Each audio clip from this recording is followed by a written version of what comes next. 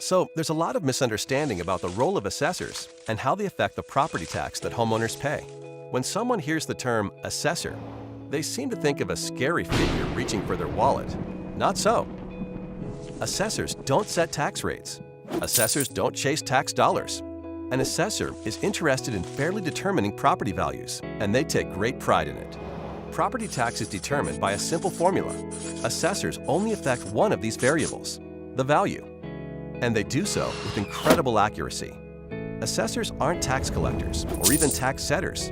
They're just fellow taxpayers, and their primary goal is to make everything fair and equitable. Imagine that you're in a restaurant with two friends. One orders a hot dog, one orders a plate of caviar, and you order a steak.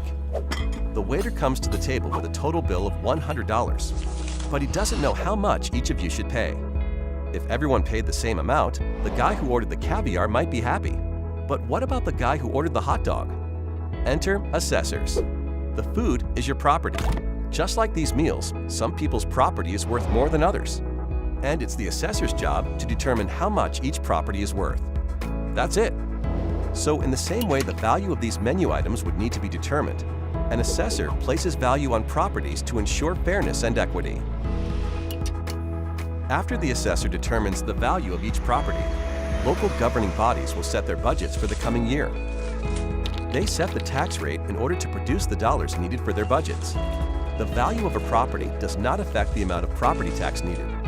The sum total of all those budgets is a set number that has to be divided up among all the property owners. So even if everyone's value was cut in half by the assessors, the tax rate will be raised in order to generate the same amount of tax revenue.